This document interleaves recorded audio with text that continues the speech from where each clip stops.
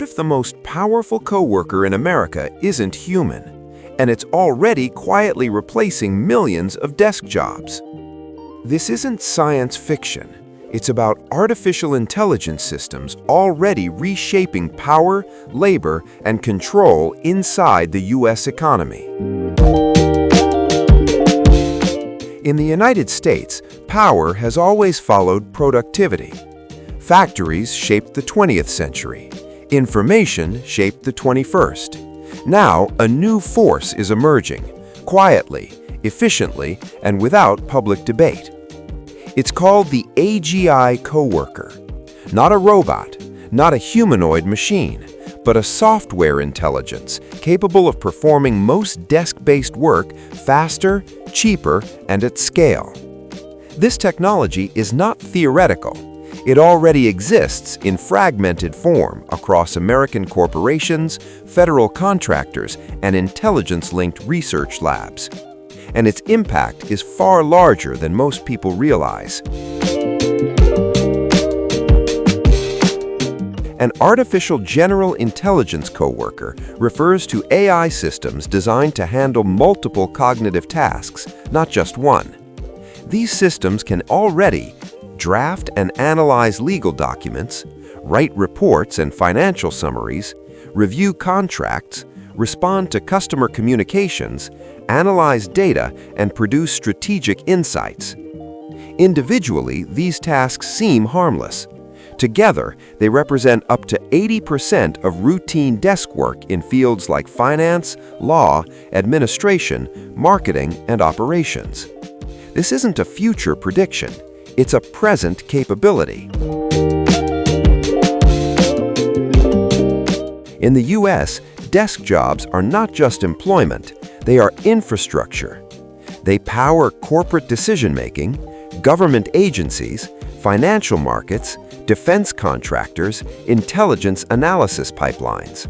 When AGI systems replace human workers in these roles, control shifts, not to workers, not to unions, but to the organizations that own the systems.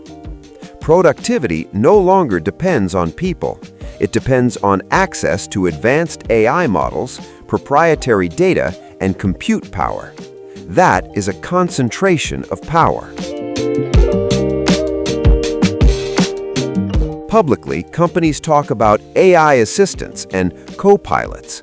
Privately, the goal is more ambitious. Major U.S. technology firms and defense-adjacent research groups are developing systems that operate across departments, learn from internal communications, optimize workflows without human oversight. Some of these projects are tied to government digital transformation contracts, military logistics optimization, intelligence data processing. The same systems that can streamline an office can also streamline surveillance, financial control, and strategic planning. The first targets are not manual labor.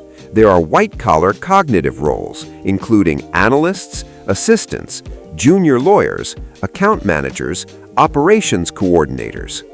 These jobs rely on structured information and repeatable decisions, exactly what AI systems excel at. Once deployed, an AGI coworker doesn't take breaks, doesn't file complaints, doesn't negotiate salaries. From a corporate perspective, it's an economic weapon. Is this being regulated? Not meaningfully. In the U.S., AI regulation focuses on consumer safety, data privacy, and facial recognition. Very little attention is given to labor displacement at scale or AI concentration of power. That gap matters, because once organizations restructure around AGI systems, the change becomes irreversible.